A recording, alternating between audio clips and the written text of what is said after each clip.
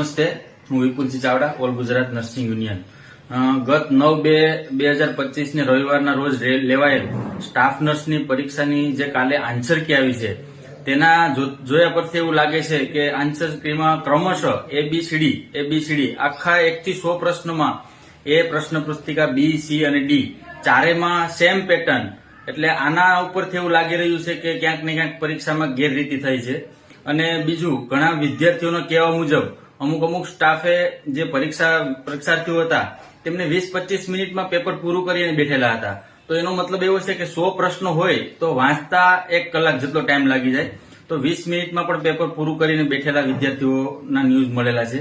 અને ત્રીજી વસ્તુ કે જે ભરતી પેપર છે તો પેપરમાં બારકોડ સ્ટીકર જ નથી, ડાયરેક્ટ ઉપર કોઈનો પણ સીટ નંબર ખબર પડી જાય. તો આ ભરતીમાં ક્યાંક ને ક્યાંક ગેરરીતિ થઈ એવી છે. તો સરકારશ્રીનું ધ્યાન દોરું કે યોગ્ય તપાસ થાય